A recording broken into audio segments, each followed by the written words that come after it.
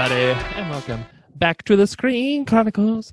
I'm Steve. With me, as always, is Colby. Don't feed the Griffins. How are you doing today, Colby? I'm doing good, Steve. What are we talking about today? Well, we're talking about, finally, it came out, Season 2, Episode 1 of The Mandalorian. Man, it was a banger, dude. It was a banger. So first, we're just going to start out with some non-spoiler thoughts on the show, and then we're going to get into all spoilers after that. So Colby, generally, just what did you think of this episode then? Great start. A little bit, I thought of like kind of a similar start to the first season to like set the tone. We'll get into that in a second. But it was an exciting episode. A lot of themes from season 1 kind of played into this first episode. Yeah. And we get to meet some new characters that were pretty cool. It was a rocking episode, and it was almost an hour long, which was, I was at like 30 minutes. And I was like, oh man, they're going to leave a cliffhanger here, I guess, you know? Mm-hmm. And I looked like 20 more minutes. I was like, yes. We didn't talk about it, but one complaint from season 1 when we were watching it was that the episodes came out weekly, but they were, less than like a standard, even hour-long commercial like cable show, that normally has like 42 to 45 minutes. The Mando, I think maybe the first one was maybe 47. Then some of them were like 30 minutes long, counting the credits. So when you're going from week to week, it was kind of like, oh man, it's too quick. I breezed through it. It was like a cartoon episode. I breezed through that, like an episode of The Office. I mean, it was still great, but yeah, it was like quick. Yeah. Like, I wish it was longer. I wish it wasn't over so soon. Yeah, this one you could sink your teeth into because it's so good. It's so good. It was good. It was a good length. I didn't think it went on too long though. I think it needed it. And I really liked too that it was just episodic. It wasn't like really building off of. I was like, well, they're going to pick up from Moff Gideon. They're going to pick off Mando. We found out at the end of season 1 that he's going to be looking for Jedi and that sort of thing. That none of that came into play. Yeah. So I was wondering this season how they were going to approach it. If they were still going to be episodic like last season, or if they're going to go off that storyline that kind of started the last 2 episodes of season 1. But yeah, so I know we're going to get to that storyline, and I'm excited for that storyline, but it was kind of cool again to get another kind of Western episodic episode. That's what this one was. Yeah, this one Western. Very Western. So they're all pretty Western inspired, but this one I think was probably the most. The most. There's so many we'll talk about it. Like archetypes that you could relate to, like an old Western show or movie. Yeah, we'll talk about more in the spoilers, but I really enjoyed it. There was also a lot of Easter eggs too in this, a lot of references to the old movies and things like that. And a pretty crazy ending. That's going to be fun to talk about. Reveal. So huge reveal. Let's just get it out of the way. Let's go ahead and lift the spoiler barrier and people. All right. Was that Boba Fett? No, that was a clone. Just a clone trooper. You think that was a clone? No, it wasn't. But it could be. How mad would you be if it was just a clone trooper? Oh, no, I wouldn't. Not necessarily. Because, look, I mean, you had Captain Rex and his crew in Rebels at the end of Rebels.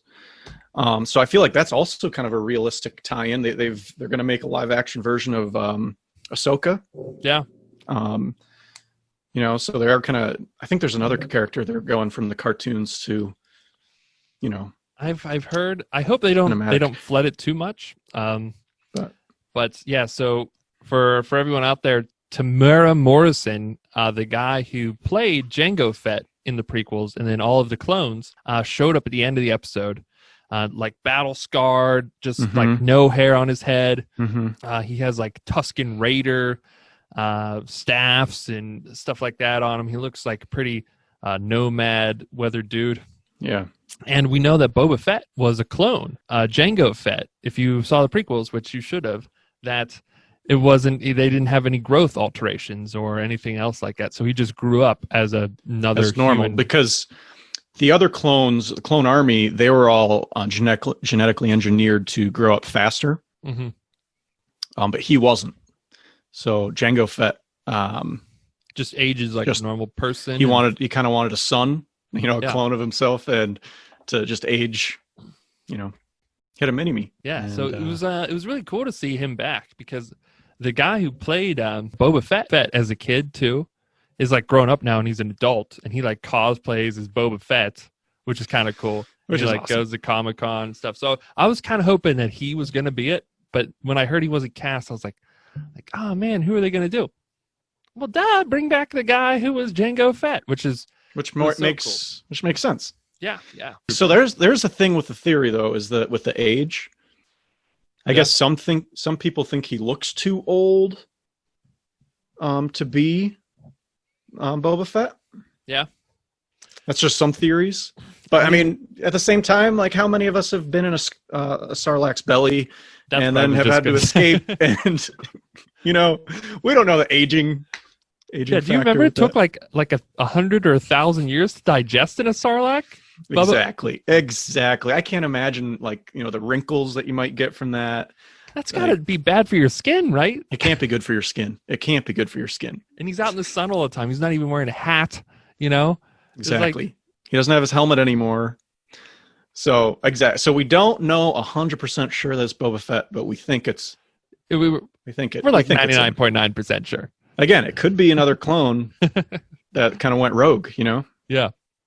It was. I really liked too just how the episode started out. That they were on this other planet that we hadn't seen before. It was like this seedy sort of outer rim planet, and then the Mandalorian, he's coming up, and he goes into this arena fight thing going on. There's Gamorreans fighting the giant pig people. This is awesome. And then he talks down with this guy, and he's trying to figure out where other Mandalorians are. And I don't know why he picked Mandalorians, because at the end of season 1, he was going to look for Jedi. So maybe he just thinks Mandalorians would know where Jedi are. It was cool though, and he says Tatooine, and you're just like, are they talking about Boba Fett? Because if you remember at the end of the other really Western episode from season 1, the gunslinger, someone comes up to that bounty hunter's body at the end, and we just see the boots come up to her. Mm-hmm. And everyone was like, was that Boba Fett? Was that Boba Fett? Everyone's like, was that Boba Fett? And I was just like, they wouldn't. Is it? I don't know. But after he said that, I was like, it's got to be. And then later on, he goes to Cantina, and in walks this dude with Boba Fett's armor, but it looks like it's like his little brother wearing it. Yeah. It didn't fit him. It didn't fit him real well. Yeah. But let's not forget too, talking about all the theories of, is Boba Fett going to come back, that have been going on since season 1, that Pedro Pascal, he actually thought he was playing Boba Fett when he was cast in The Mandalorian. Yeah. That's what he thought his character was going to be. And then it turns out, Jon Favreau decided to play with it and go a whole different direction. That doesn't mean that he threw out, the Boba Fett still being alive concept. So, yeah, but you're right. So all of a sudden, it's definitely his armor,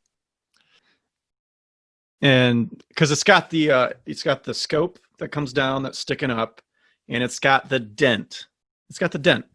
Yeah, and I guess that dent is explained by Dave Filoni at some Star Wars convention about how he got that dent. Oh yeah. It's in like a unreleased scene from Clone Wars, I believe, where Cad Bane and Boba Fett actually have talk about westerns. They have like a what do you call it? Showdown. Like a good old western gunslinger duel. And Dave Filoni always wearing that cowboy hat, man. Yeah. You can YouTube it and watch the deleted scene. It's not fully made. I think I've seen this. It's like a rough yeah, it was a rough footage, and they shoot each other at the same time, and his helmet falls off, and it just shows like a little smoldering little thing in his helmet. The crowd went crazy, because it was at a convention, and everyone's always like, how did he get that dent on his helmet? So it's kind of cool that they explain that in that. Yeah, Dave Filoni, who worked on the Clone Wars, he works on this show now too. He's pretty close with Jon Favreau, and he writes some of the episodes, directs.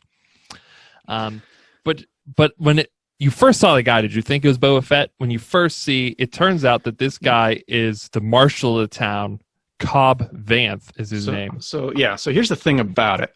By the way, he's played by Timothy Olyphant, And it's interesting because that actor plays a guy in another show called Justified, who is the marshal. So, and Deadwood. He is in he this. Was a marshal. He was a marshal in Deadwood? Yep, he was a marshal in Deadwood too, at the very beginning. But I love his character though. I love it. In Deadwood, in Mandalorian? Oh, in the Deadwood. Okay. And in Mandalorian though too. Mandalorian, yeah. I didn't know how he was going to pan out because when he first showed up, I thought he was like a dick or something, you know? Yeah. So he comes in with this Mandalorian armor, and I immediately was like, that's Boba Fett's armor. Mm-hmm. It doesn't, I don't know, it was weird. Like there's like you can see the sunlight coming through with a gap between like his shoulder, and it just didn't fit him. Yeah. Didn't fit him. Mm-hmm. So yeah, I was kind of like weirded out. And when he talked, he kind of sounded like Mando though for a second, which I thought was weird. And then he obviously took the helmet off, and yeah. And Mando was like so offended.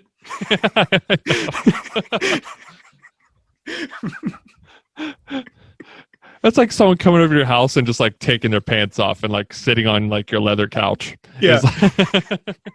It's like what that was for Mando. He was just like, you couldn't see his face, but like you like that was the inside of his helmet. Yeah. I think I saw take that stuff off now. I always look at Reddit. I love seeing like the discussions on Reddit about, the debuts of these shows. And I think the best one I saw was like, that's the equivalent of like some white guy taking a Native American headdress and like putting it on, and that's how he felt.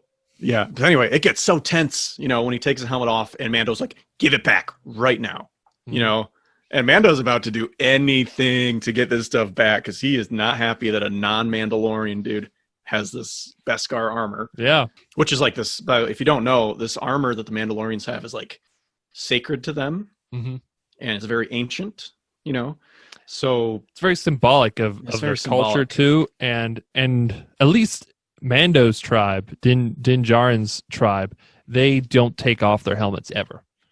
Yeah. In front of other people. Unless it's in front of a window, in front of other people who aren't. In front of some kids that are playing 20 feet away, But otherwise, they don't ever. Yeah. Which isn't consistent with, Jango even the Clone Wars. And Boba Fett, or in the Clone Wars either. Yeah. That's not consistent with the Mandalorians in Clone Wars either. So still not sure where that came from. I like it. I think it's really cool to their culture. It is really cool. This is the way. This is the way. This is the way.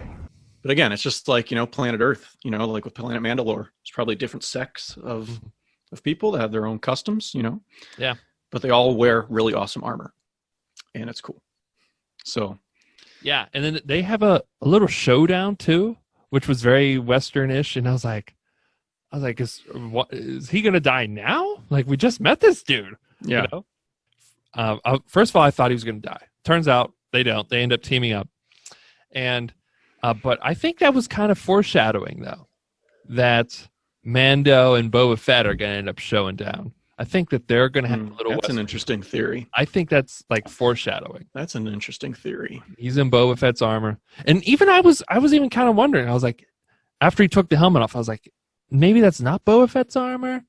But I was like, it looks just like his armor, Yeah. So Anywho, though. So anyway, this crate dragon rumbles through town. It breaks up their little scuffle, and it's just like this earthquake, the ground shaking, like around Tatooine, and like the sand's becoming like soft, and it goes right through the center of town, and it eats a bantha on the other side of town. It just like comes out, and it's just giant. Like you said, it looks kind of like a giant worm, but it's a crate dragon. We don't really get to see the rest of its body too much. Yeah. And Mando's like, that's a problem. Yeah, that's a problem. They just like stood out the porch and watched it.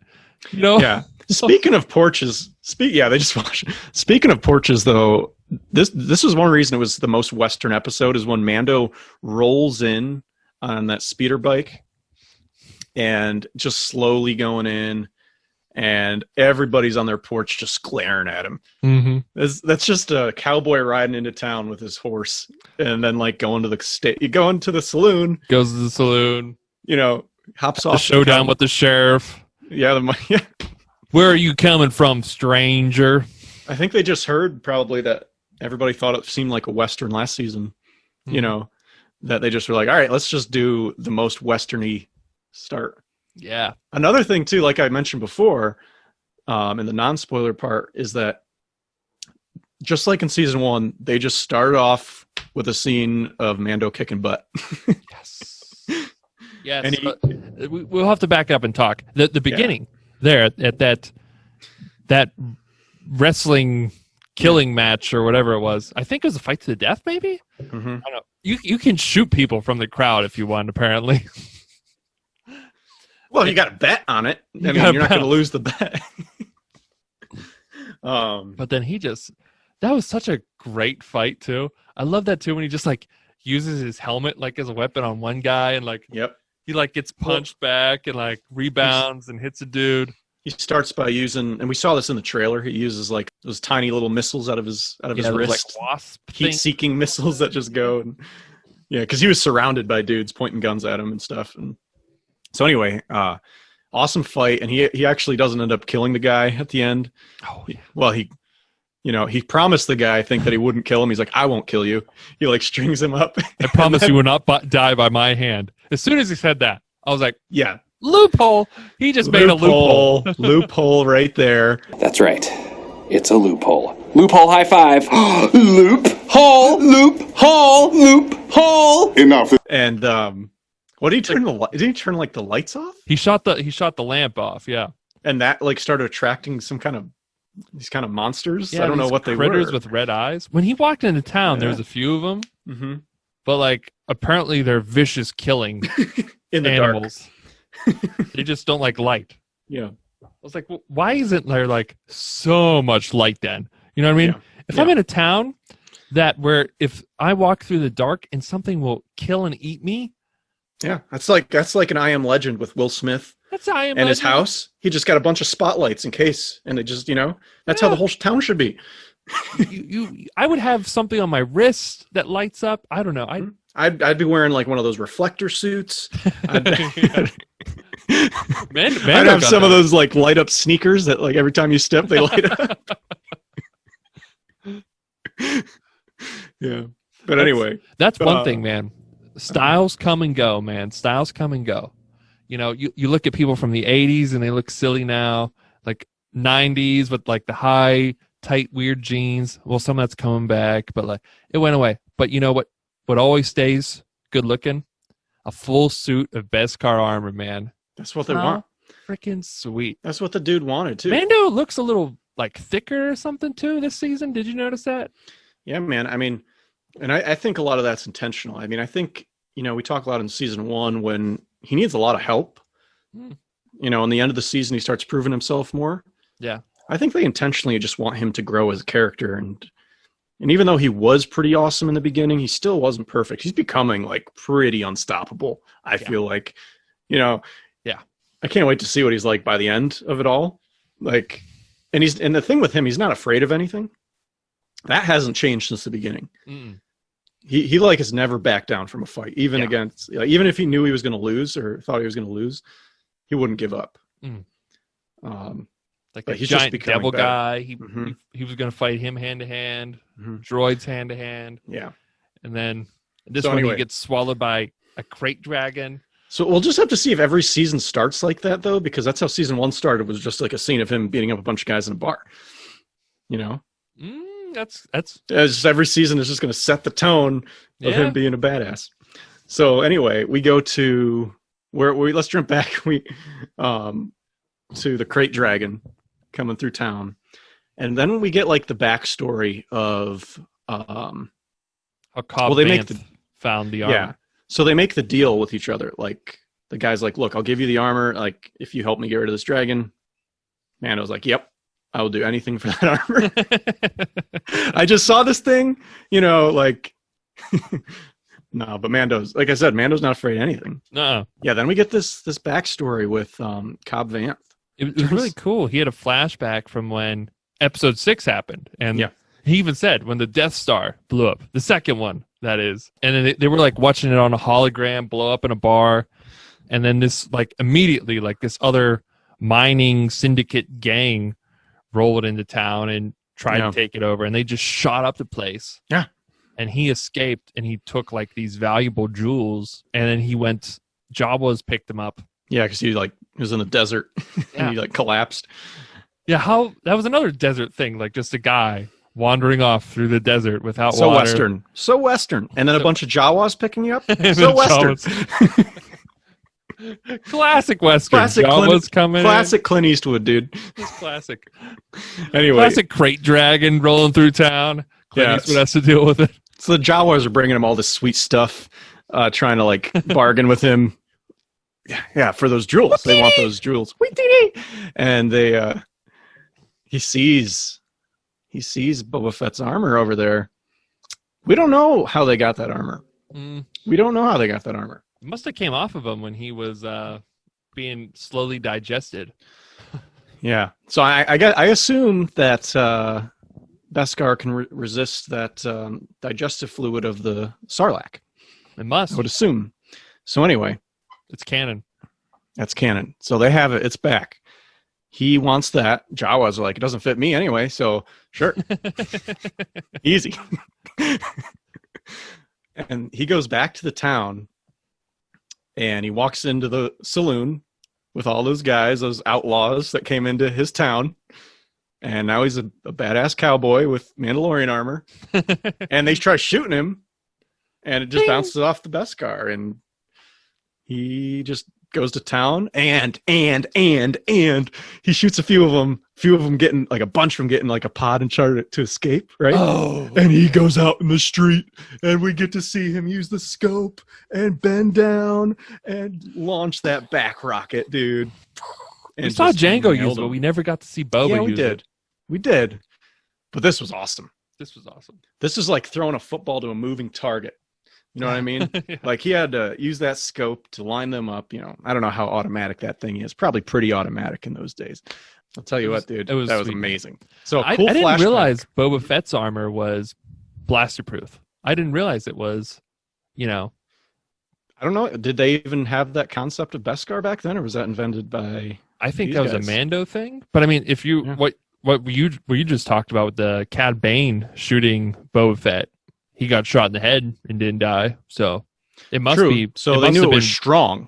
Yeah, I don't know. Has any of Mando's armor been I know he's been shot, but has it left any marks in it, dents? I don't know. But remember when he first started out, it wasn't shiny. It had brown parts on and stuff. So it must fade maybe over time. Yeah, maybe it loses some layers or something. I don't know. Yeah, I'm just saying. I don't want a helmet that's going to dent like that because I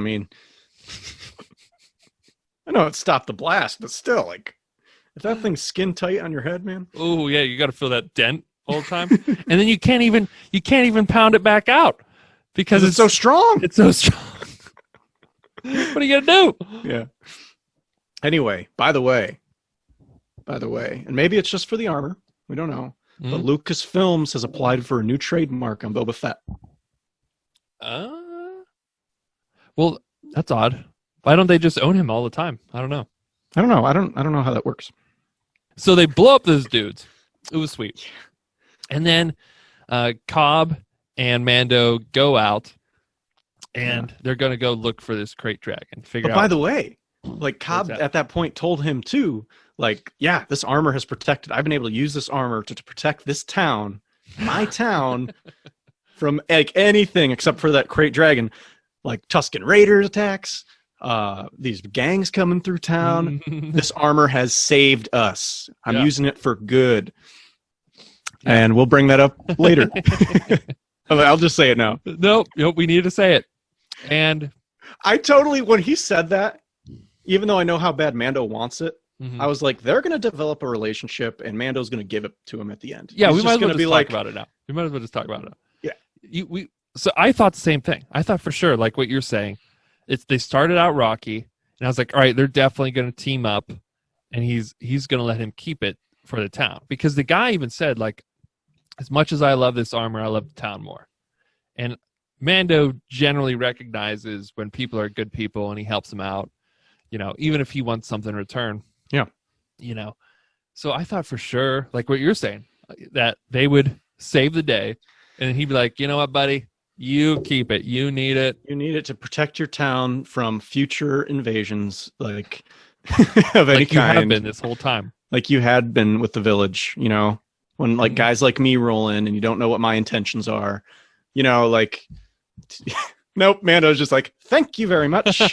And good luck. Good luck, town. See ya. No. And I know, like this episode, Mando did a lot to like relieve the tension between the Tusken Raiders and that's where we're going next anyway, pretty much, by the way. Yeah. Is that Boba Fett and Cobb ride out on their speeders to find where the crate dragon is. Where the crate dragon is, and on the way they come across like some dogs, those Tusken Raider dogs, some Tusken dogs. They're just surrounded, and then the Tusken Raiders come out, and Mando's all like, you know, let me handle this. Like, yeah, we saw in season 1 that he knows Tusken Raider sign language. He also knows the grunts. And like when all the Tusken wolves or dogs or whatever they are were around them, all of a sudden you just hear and it's Mando. And I just thought it was so funny. I just pictured like him in his helmet. He always looks so cool on the outside because of his helmet. But I just picture him inside like making all these like weird faces. Like, yeah. Like yeah. Just like pressing up against like the glass or whatever it is in the front, just smearing it. Oh yeah, his lips, just fogging it up.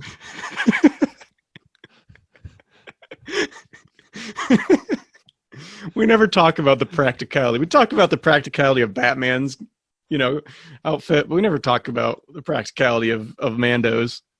That thing must get steamy. It's gotta, right? I mean, when I played hockey, some people would wear the helmets with like the glass kind of covering. Yeah, plexiglass. Yeah. I never usually. I think I've worn it once, but it gets. Sometimes you can see it gets steamy on the glass. Well, just patients who wear masks in clinic and they have glasses on. Yeah, they're once they start working out, like their glasses just get fogged up like the whole time. Like they just have to like keep fanning them out or wiping them off. Yep. So like. He's got to be in Steam City on Tatooine. Totally, dude. Totally. That's what Cobb Vanth, like, as soon as Mando wasn't a threat anymore, he was like, all right, see you, helmet. You know? Yeah. Like, he's like, face out now. Exactly. Yeah. Yeah. But it was cool then. They met with the Tusken Raiders. And it was so, again, just like that old Western, like, archetype of, like, the Native Americans. Were like the role of like the Tusken Raiders in this, where they were at the fire, all hanging out, and there was like some back and forth between Cobb and the Tuskens. The Tuskens were like, "Well, you're on, in our territory, and you took our water and stuff." And then he's like, "You tried to kill some of my people," like and like so they both have some stuff going on. Just and a Mando long history of it, I'm sure. Long history. Mando's just like flamethrower will end this. Yeah. They try to make him drink some like weird thing. It smells horrible. Like onion water or something. Like poisonous onion water is what it looked like to me. It looked horrible. He's like, you're gonna insult them and stuff. So but yeah, so anyway. He pretty much convinces them that we need to work together. Like both parties want them gone, so we need to work together. That's the thing, like, I hope would happen if a giant crate dragon came to Earth and all of our nations could just come together to beat it. You know what I mean? I wish, man. Well, that's... We could join sides. We could put aside all our differences and fight the crate dragon. It's trying to eat our planet. Trying to eat our cows. And pandemic, man. That's only made it worse. Yeah, that's what I'm saying, though. Like, that's the monster people should be working on. I thought... so Star Wars, the newer Star Wars, I felt like have had some heavy-handed messages and stuff. I like this one, that it wasn't in your face, that it was...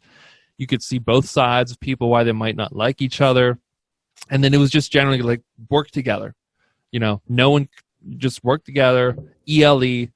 And I don't think it's a coincidence that it came out, around, the time that USA's election is happening. You know what I mean? I don't think that's coincidence at all. But I don't like you said. I don't think it was so in your face like some of the other stuff. Yeah, it still felt like a good part of the story, and not kind of something they went out of their way to send a message. Yeah, and again, it just felt like a Western thing where the town teams up with like Native Americans to fight off like the Raiders. Or even when they team up, it's tense. Like, it still takes a long time, and like they go back and convince the people in that town that they need to work with the Tusken Raiders, and they are like, no freaking way. No. But they fight, they eventually do. And and so then they team up. And they win the day. But it was really cool when they first go to the Krayt Dragon's lair, and they take these banthas down for bait, and they keep making this mistake. So they make the mistake several times. And you would think that since they live around this thing, they would know. But they brought the bantha down, and then they hollered, and then they started to run. And then, so the Krayt Dragon was just like, moving target, and eats the guy instead of the bantha, which it surprised me. But I was also just like, why did he stay down there? Like, the safe zone's back there. Why didn't he leave and then yell, and then the thing would come out and see a bantha. Might be too far away to yell, but still, like, I don't know. And then they did it again later when they were luring the Krayt Dragon out for the final battle. The guys were all still down there. Who pulled the short straw to be those guys? I know. Hey, who wants to volunteer to take the banthas down? and again, they were all just they yelled and then they ran. And it was like, why don't you guys get further enough away and then yell? Yeah. Yeah, and they come up with a plan. Mando works with them, and they're talking, they strategize. They even have little, figures that they're... It's to scale. It's to scale. It's to scale. Oh, yeah. I don't think that's to scale. It's to scale. It's to scale. And so they have this plan set up. What they're going to do is they're going to take all these charges, they're going to bury them, and they're going to lure it out to a certain, get it out far enough so it's like really under the belly of this thing. Mm-hmm. And then they're just going to blow it, and they're going to see if that'll kill it. I was watching, I was like, okay, this is a pretty simple plan, but it's, I like it though. I like it. I was like, it's definitely not going to work, but yeah, that sounds good. I like it. And like you said, they go back to the town and tell them, because the Tusken Raiders originally only had like a few chocolate chip cookies as people, or That's right. a few chocolate chips for the people. More. That's right. And then all of a sudden, Mando sign languaged that all the chocolate chips from town are going to come and help. So they dumped all the rest of the chocolate chips onto the sand. But then all the people then had to come down. Yep. And like you said, it was tense when they were first working together. A Tusken Raider dropped like one of the bombs, like right on the porch. Is this the first Star Wars too where people have porches? Now that we keep saying it, I don't know. I think they do in that one village last season. So Mandalorian. In the Mandalorian. Yeah, still Mandalorian. Well, they have like decks, in Coruscant. In Naboo, they have decks. I don't know if they have porches. Yeah. Let's think about this. I mean, Mustafar... Mustafar has those like fork things that go out and... There's some guy like just sitting out with a straw hat on Mustafar on his porch. In a rocking chair. It's a warm one today. With a shotgun. Ain't no more Jedi come around here. Last time Jedi come around here, whole place went up in flames. You just keep on moving now, Jedi. You just keep it, yeah. You just keep moving now, Jedi. Don't come around here now, Jedi. You just keep on going. What in tarnation? No, but that was dumb. That was dumb, dude. Anywho, they go back to the lair with everybody, and they set up the charges in the ground. They dig. They lure the Krayt Dragon out. He initially comes out, and he gets a little shy. He's like, too many people. And starts going back in. They try hooking it with like string. It was just like with the rope. Yeah. I was like, that's cute. And then everyone was getting dragged too, and they just kept holding on. I was like, don't go in there. Don't let him pull you in there. Let go. Anyway, Mando don't want to go in that den. Yeah. They're like about to blow the charges. Mando's like, nah, we need it out more than that. So like, you know, they're throwing explosives at it. I think they shoot it. I think maybe even Cobb shoots it with his rocket, his back rocket at some point. Yeah. And that coaxes it out, but that sets it off. Doesn't do anything. And then all of a sudden, this thing can go through mountains now. Like, it was like originally on the ground, and now it just made it mad. It just made it so mad. Pops up behind them, and then it like comes back, and like it's got acid breath that's just melting people. Melting Tusken Raiders. Oh my God. That's another thing I liked about this episode is I was worried that maybe like Star Wars would get like a little bit like censored with the violence and stuff because it's on Disney, you know what I mean? Mm.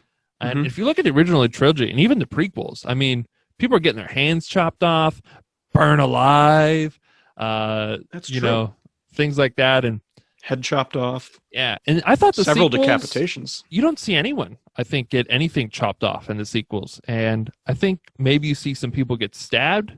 You see it like on the other end. You don't see it like go in. So I was like, are they like starting to like censor? You see Palpatine melt. You see him melt. Yeah, you do. But I'd say generally sequel trilogy, right. It's been, and then you know the Clone Wars. You did see some every now and then, but it was kind of a kid show. Yeah, exactly. But in this one, like you see this thing blow up. You see these people get melted. You see Mando, you know, shoot people, kill them, and beat them up. Like, I love it. It's not too much. It's not like Last Kingdom level, but it's still, I think it's appropriate level, you know, to make it feel real. And that's what I love when just they were just melting. I was like, they're not going to show it. And then just all of a sudden, and it pops up on a mountain, and they both fly off to go shoot at it. You know? Use their jetpacks, and that was pretty cool. How great was the CGI in this too? Like the effects. It looks so good. The Krayt Dragon looks so good. Yeah, it was like a monster movie. You know they got that budget now. You know what I'm saying? Like, yeah. Season 1 looked really good. Season 1 looked. By the way, the Yoda doll. Yeah. That they use for the show costs $5 million. I think I saw it somewhere. Yeah. And it takes 2 people to operate, I think. By the way, thing. Baby Yoda really was just there for a couple cute shots. He didn't really have anything to do. Yeah. You know, he didn't really do anything this episode, by the way. Mm-hmm. I like that, though. I'm glad that it's about Mando. It's Mando. You know, I like that. They do show, though, like somebody says, like, oh, you brought him. This is not a place for a child. And Mando goes, like, you know, he goes everywhere I go. Yeah. Where I go, he goes. You know? Yeah. I loved... Even though I think when he went inside in the saloon the first time, he just left him out when all those people were staring. I was just thinking to myself, like, easy time to get kidnapped right now. He was hiding in the spittoon, though, I think. Remember? I think he was. That's true. He came in the spittoon. I think he did come in. Yeah, he was playing in that bucket there. That's a spittoon in Western days. I don't know if they the chew spittoon tobacco in Star Wars world, but you're right, the spittoon. Anywho, though, Krayt Dragon battle was great. Eventually, Mando, he sees the Bantha is just covered in explosives still. He's like, so I got a couple things with this, bro. I got a couple things with this. Yeah. Number one, y'all didn't use all the explosives. You left like a few. You left some leftover ones over here. Okay. On an animal? Like, number two, why didn't you start with that idea? You know it likes to eat banthas. That's a good idea. Why don't you just leave it out there with the explosives? Why don't you just like always have your banthas? You could even do it in your hometown. Just cover the bantha up with explosives, with charges. Wait for a Krayt Dragon to come and swallow it whole. Boom. Beep. That's a good point. It wouldn't have made for an exciting episode, though.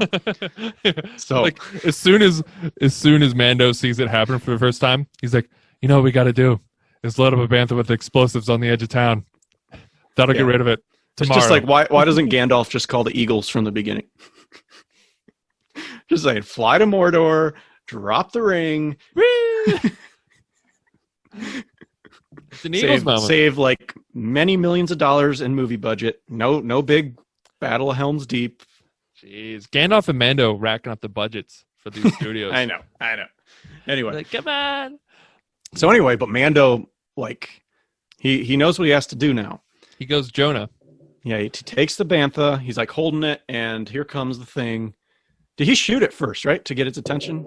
With a Cobb Vanth uses rocket. Cobb Vanth used it, and then anyway. Mando hits Cobb in the jetpack, right? Just like how blind Han hit him in the back with his jetpack, and sets him off and kills him. Easter egg. Or, I love that detail. Yeah, that's a nice funny. detail. It didn't it's funny. Like, it took me a bit to pick up on it. You know, like I didn't think of it the first time I saw it. I was just caught up. It's just that all these jetpacks either A, have like a giant button on them that, you know, you hit anybody's, they just take off. I think it's just Boba Fett's. or you just hit it really hard. Oh yeah, just Boba Fett's. Yeah, just Boba Fett's, man. Or just like you just hit it really hard and it sets it off. Maybe that's why Boba Fett took off his armor. Maybe that's why he doesn't have his armor anymore, because it basically got him killed. You know, or totally almost killed. You know, because Han Solo was blind and he's just like, "Where's Boba?" and just kills him. Hits him in his jetpack. Oh my god! Max smacks into the speeder or the ship on the side and falls into a Sarlacc. That's Boba's legacy from the original trilogy. Yeah, dude. It's crazy how loved he is when his legacy is like that. I think it's just because he looks so sweet. He looks sweet. And I bet Jon Favreau's the kind of guy who probably grew up on those movies when they first came out, who was probably kind of like, you know, I wish I could have changed how he is, like, and made him sweeter for real.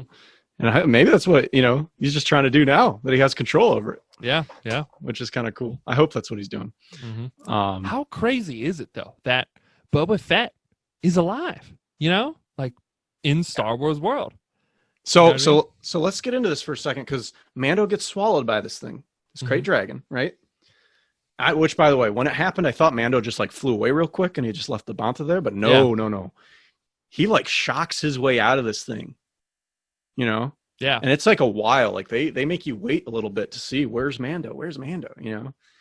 I was a little worried he might have even been killed, because I was like, is Cobb going to take over now? Because I'm constantly worried that Din Djarin is not going to be the Mandalorian. The actual Mandalorian. Yeah. Like that we talk about. Mm-hmm. Like the show's name for. Yeah, we talked about it in our season 1 talk that is it going to be Cara Dune? Is it going to be someone else that he finds later on? I hope it stays him. I love him.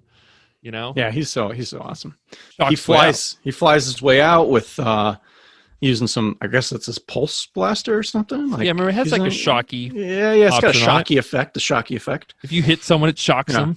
Yeah, and I guess that acid that melts Tusken Raiders doesn't affect. Well, Beskar, I'm not surprised, but you know, Mando's not like 100% covered in Beskar. So, all right, but anyway, he shocks his way out, and then he sets the charges off. That works. And I told you this. Maybe they did it that way to try to show that there is a way to get out of something like that. I know a Krayt dragon isn't the same thing as a Sarlacc. Completely different physiology, Colby. Completely different. I know, Steve. I know, Steve. Listen, we both had our anatomy and physiology courses. Mm-hmm, mm-hmm. We both know exactly what Sarlaccs and Krayt dragons are made of. I think it's even kind of ridiculous that you have to say it. I know. So sorry if you're out there listening to us and this is redundant and boring for you, but listen. But what I'm trying to say is, when there's a creature that has like a long tube for a long esophagus that it seems like it would be really hard to get out of, and they made the point that this thing ate a Sarlacc and is now living in an old Sarlacc pit. And it's the only known abandoned one, because the Krayt dragon ate it. It's also, maybe that's why the Sarlacc didn't completely get Boba in its grasp, is maybe because it's slowly digesting him, and then this Krayt dragon comes along, attacks it, it lets him go, it voids its bowels essentially early. You know? Turn that 1,000-year digestion process into about 15 minutes. Showing it was possible, though, that you showing could survive. that it was possible that, okay, so Mando got out of this thing, out of its stomach. Did Boba Fett have similar technology? You know what I'm saying? That he could have done it too? Maybe. We don't know how he got out, but we think he got out. We saw possibly him at the end. Pretty sure. 99.9%. We could be wrong still. Again, could be wrong. Commander Cody. Could be Cody, could be Rex. Regardless, though, I think they're just maybe trying to show that it's possible he could have survived. But yeah, so by the way, little fun fact is that the sound Kenobi makes in episode 4 to scare the Tusken Raiders away, he's imitating a crate dragon. That's right. I think I heard this before. Yeah. Yeah, he's imitating a crate dragon there to scare. So, that just shows the Tusken Raiders have been dealing with crate dragons for just generations. You think they would have known then to run away before you call? You would think. Yeah. But maybe next generation. Maybe a few more generations. Man, low man on the totem pole for that job. Yeah. It was really cool too that there was this pearl in it because, again, I'm referencing Star Wars: Knights of the Old Republic, an old game. The crate dragon in that, which was actually more like a Looked dragon, different, right? Yeah, yeah. But it had a pearl in it from the dragon, and you could put it in your lightsaber. So it was really cool that they were like, "Hey, look, we got it!" I was like, "Oh, that's cool." We talked about it in our season 1 review. They do such a good job of taking these things from every possible Star Wars source. Mm-hmm. There's things from the books that make it in for the super hardcore fans. There's things from the movies. There's things from the cartoon shows, from the video games. There's so much that they take in and create a story to, or have a little Easter egg for. And I like so that cool. It stands on its own, too. The story isn't just Easter eggs. It's not just no. Here's another Easter egg. Here's another Easter egg. They don't need them.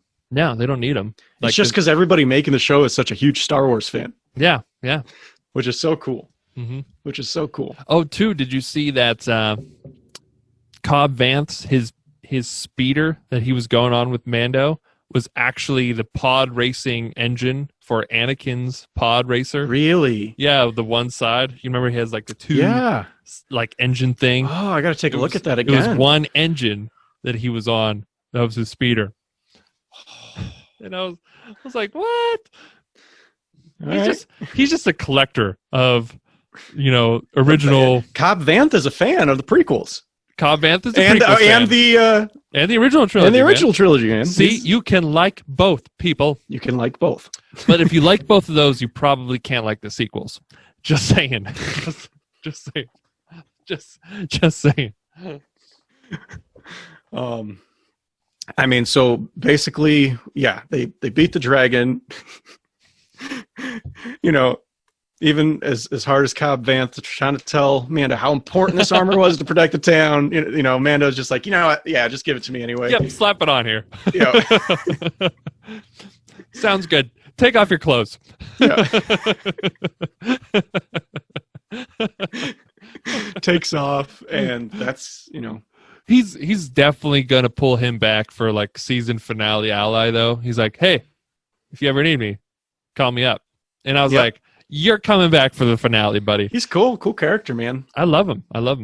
I thought he was going to be a troublesome one at the beginning, but no, he's just he's been protecting his town, protecting his people. He likes his town. He's a cool dude. Cool character, man. Very cool. So, and then we get to just see Boba Fett. And that was crazy. I did not think we were going to see him this early. I kept hearing that there's going to be so many other characters cameoing in this season. Ahsoka is coming in. I forget who else they've talked about. They've talked about other characters, though. And I'm just like, I hope this isn't just a cameo season for other spinoffs that they're trying to build off of this successful show. But here's Boba Fett. And they're gonna have a showdown at some point, these two guys, Yeah. But and where is Moff Gideon?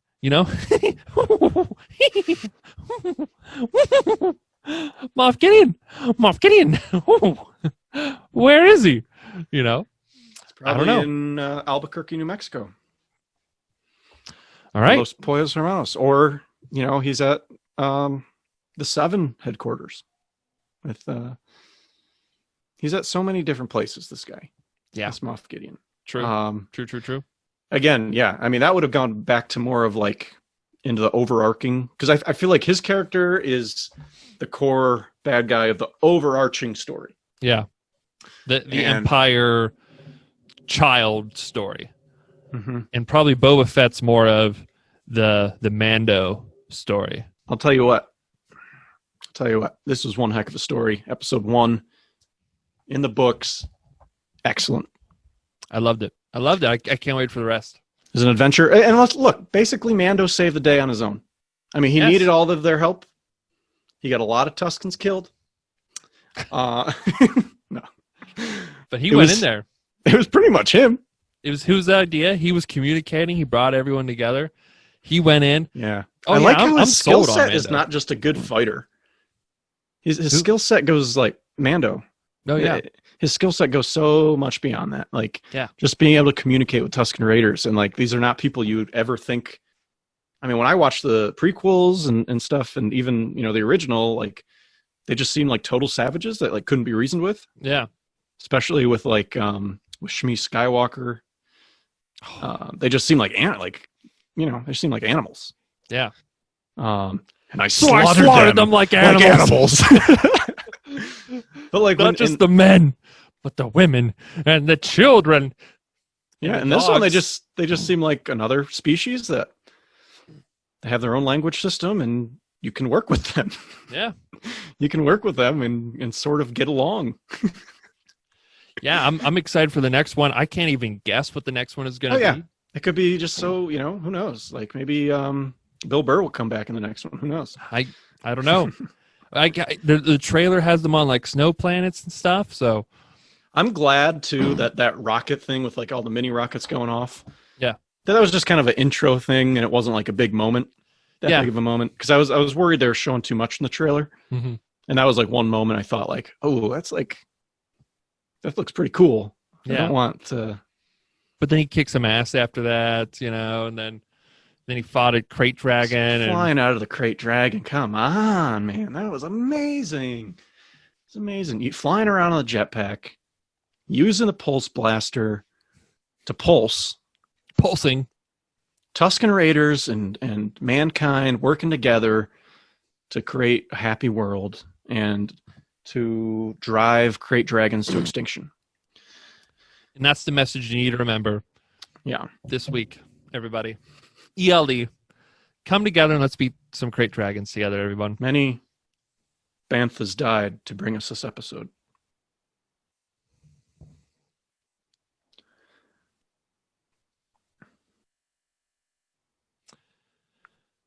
Thanks, everyone, for listening today. You can subscribe if you want. I mean, why the heck bother? Why even bother at this point? So, I don't know. Hit the like button. If you want. Yeah.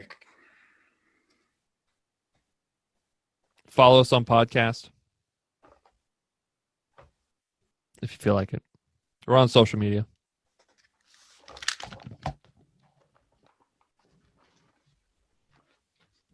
This is the way.